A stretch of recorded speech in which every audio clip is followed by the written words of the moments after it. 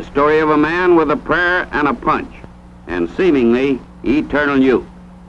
The story of Jersey Joe Walcott, still heavyweight champion of the world, after this, his fourth fight with Ezzard Charles in the vast Municipal Stadium in Philadelphia. The fight went the 15-round title distance, and here we are going to show you in this film 6 of the best rounds of the 15. There were no knockdowns whatever in the fight, but both men were hurt repeatedly, and there were many hard punches and much good boxing. A tough, close, earnest match all the way.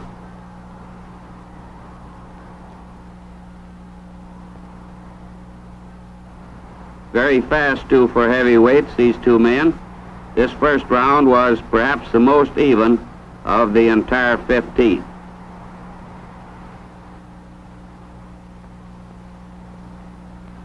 The referee who comes into the picture here is Zach Clayton, and he is the first Negro ever to referee a World's Heavyweight Championship bout.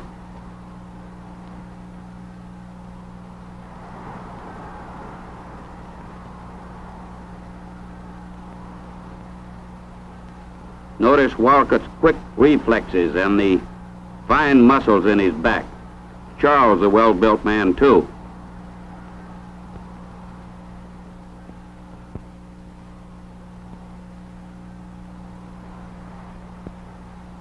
But Joe's really cat-like, and his legs are the best that I have ever seen in an athlete of his age.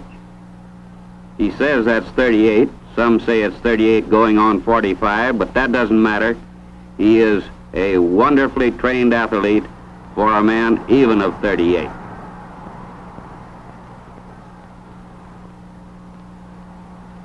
That was the right hand that Joe Louis won't forget.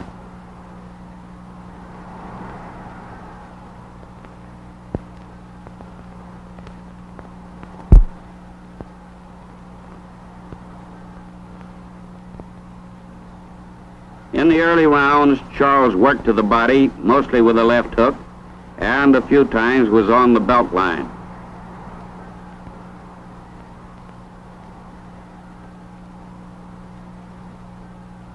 That time it was Walcott with the left hook and the right counter.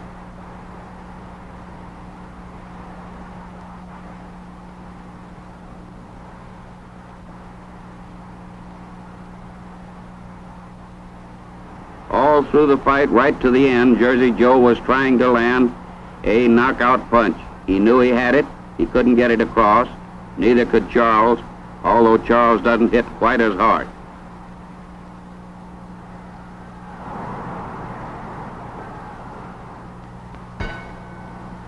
So ended round 1. Still all even, still nobody hurt.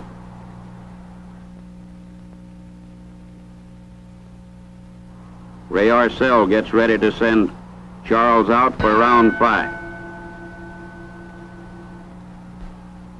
In this fight, Ezzard Charles was battling against the jinx that says no man who ever held the World's Heavyweight Championship can re-win it. Jim Corbett couldn't. He tried twice. Jim Jeffries, the Boilermaker, couldn't. Nor Jack Dempsey, the Manasseh Mauler. Nor Joe Louis, the Brown Bomber. No man yet ever has won back the heavyweight crown after he lost it. Nor is Charles ever likely to have a finer opportunity than he had in this fight. But there before him all the time was the old man who would not be denied, who didn't mean to lose that title, and who didn't lose it, although the fight was close and hard all the way. Again, Jersey Joe missed the right hand that might have made a big difference in the fight. Repeatedly, both fighters missed with haymakers that might have turned the tide of battle. Not that they missed all the time. There were many hard punches landed both to the head and to the body. Charles ended with his face badly battered. Walcott was bleeding from the nose at the finish of the fight, and the left side of his body was badly raked. Both sides, as a matter of fact, but the left side was worse.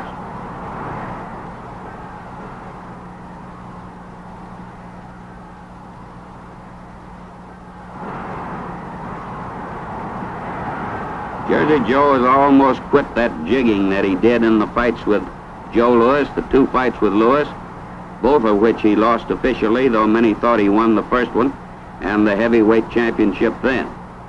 The second time, of course, Louis knocked him out. But not before Jersey Joe had had the bomber on the decks, as he did several times in their two fights.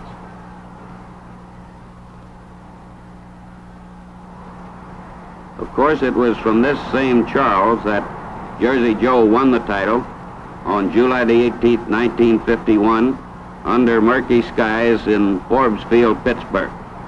And that night he did it with one perfectly placed left hook, just as he started that one to the body, then brought it up, and it landed squarely on the chin, and down went Charles, down and out, and his title went maybe forever.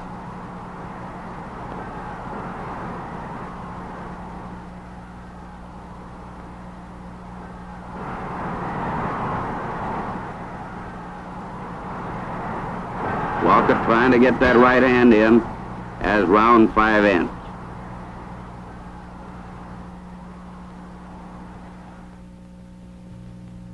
Here was the liveliest round of the entire fight, and where it looked as if there might well be a knockout, but Jersey Joe took charge and was forcing the fighting at the end, although there were stiff exchanges by both men and stiff punches landed by both men in this round. Let's watch it.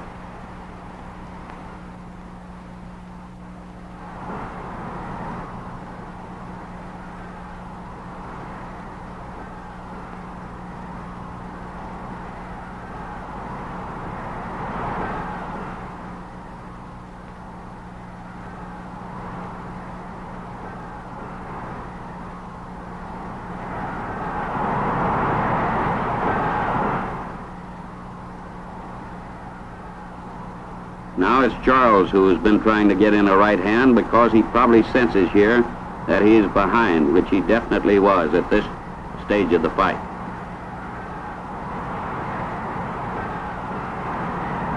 But Joe backs him up and makes him miss, and Charles flounders around, unsteady on his feet.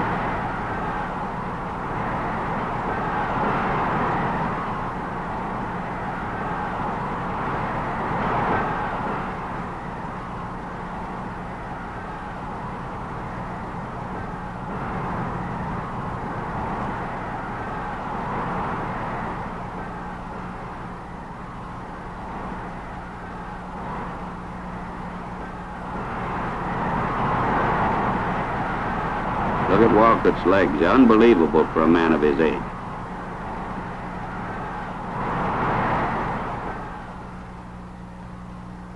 Joe knows how, when to rest, when to fight, when to punch.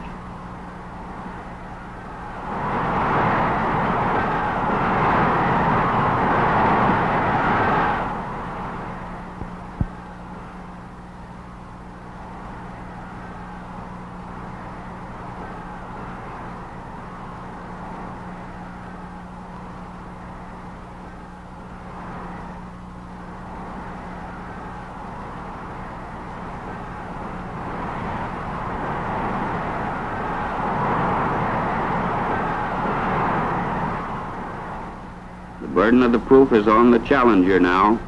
Walcott's ahead. This is round 9.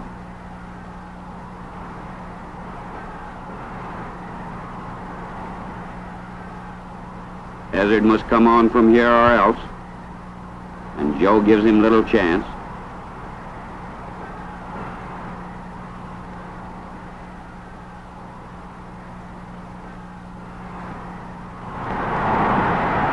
Good right hand by Charles. And so ends round 9.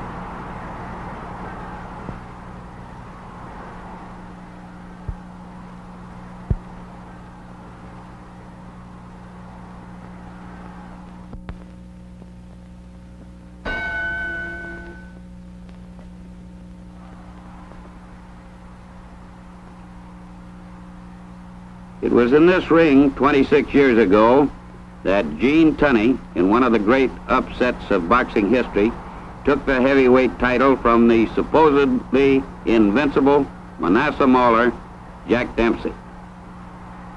That was the night it rained, and the greatest crowd in boxing history. More than 120,000 fans paid to see Gene and Jack fight. Even then, 26 years ago, this man that you're watching, Joe Walcott, was beginning to fool around with boxing gloves. And it was only 4 years later, or in 1930, that he started boxing professionally under his own name of Arnold Cream, or the ring name of Young Walcott. At that time, Jersey Joe was a lightweight or even a featherweight when he first started boxing. Only one other man in ring history ever grew to be almost a heavyweight after beginning that light, and that was Georges Carpentier, the Orchid Man of France. So Walcott has fought through almost all divisions, at almost all weights, now a full-fledged heavyweight, now the heavyweight champion, and now banging away at Charles again, trying to stop him, always trying to knock him out. Never to the end did Jersey Joe stop punching away.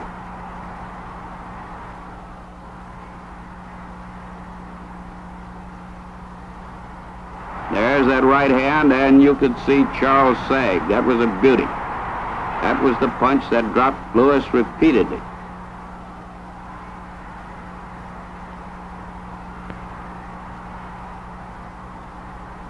It's a quick right lead, unorthodox, but Walcott throws it so quickly you can see him start it then. And that was the left hook, very fast, but he throws that right so quickly that his opponent doesn't have much defense against it. Particularly, Charles didn't have any defense against it because he insisted on keeping his hands down after almost every break. For a good boxer, this is unusual and almost an unpardonable sin. There it was again, just missed.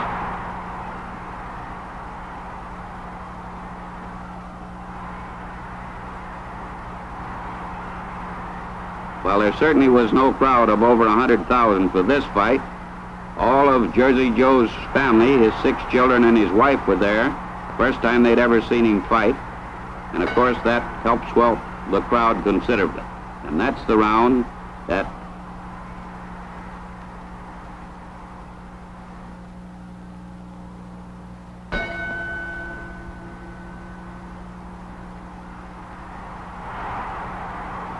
So now we come to round 13, and from here, Charles has a high hill to climb.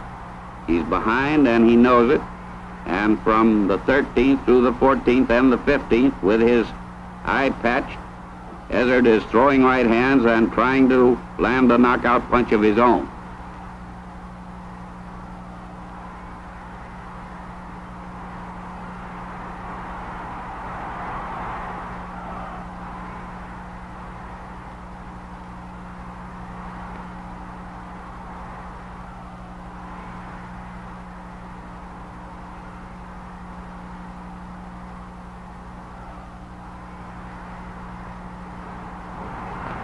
Try as he did, however, there's really not too much fire in Ezzard Charles. He hesitated, and he was lost. He was diffident, and even at the end, you could tell that he still respected Walcott's punching power. As well he may have.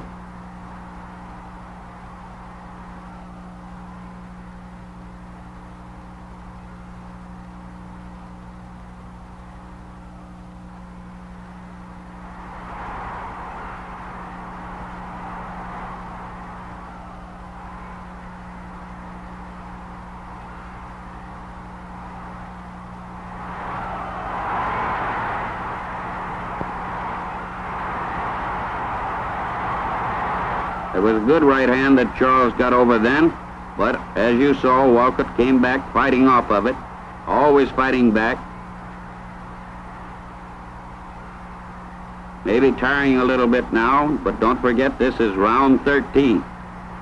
Almost all the experts said that if the fight ever reached this stage, that Walcott probably wouldn't be standing up just from sheer fatigue. You'll note that he is standing up, however.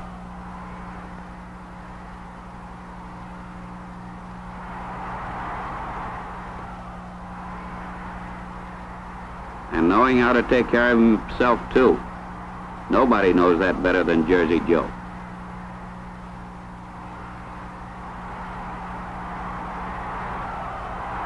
He was hurt then with that right hand. You see his knees buckle a little bit. It was a good punch by Charles. But it's Joe that's trying to get the counter back. Even the score again if he can.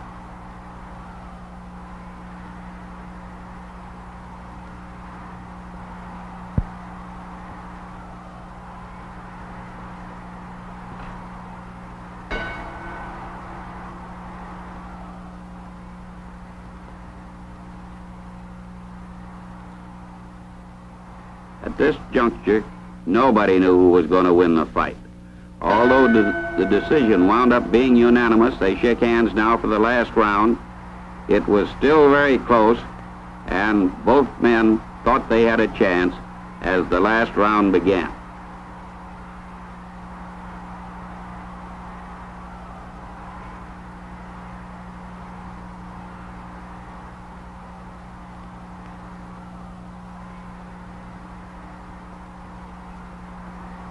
However, Charles just couldn't turn loose. He's still fiddling around, still dancing around. The burden of the proof is on him, but he doesn't prove it.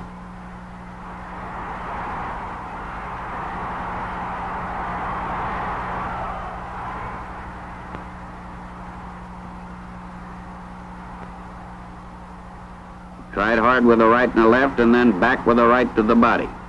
But then he grabbed.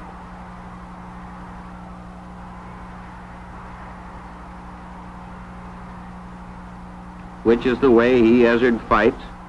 A mechanical fighter, a good boxer, but no fire, no great spirit. He wanted that title back, but he waited, he waited.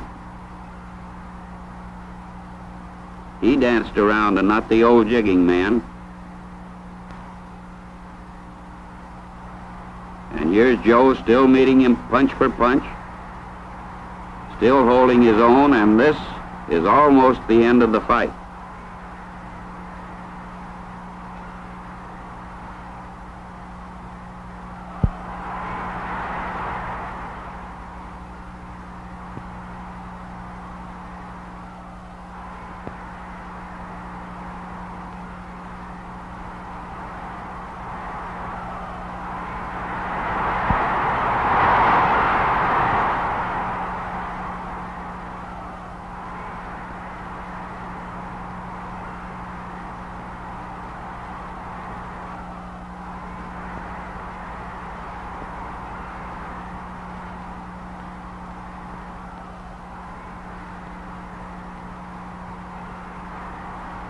Pacing himself as he was throughout.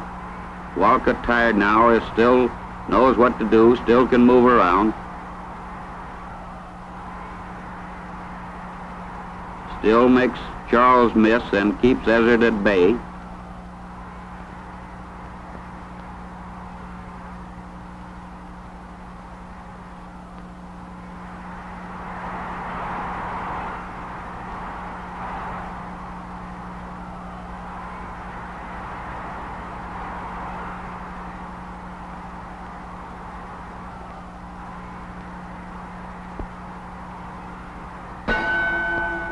So there they were, punching it out at the bell.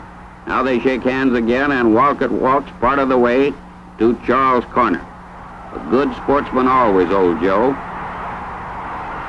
Now he comes back to his own corner, and we wait the verdict, which was, of course, a unanimous decision, and you will see in a minute who won it. There he is. Jersey Joe Walcott, still champion of the world, still ready to fight the next man. Who'll it be? Marciano, maybe. Matthews, maybe. Anyhow, old Joe will be there, and probably getting younger every day between now and then. Jersey Joe Walcott, champion of the world.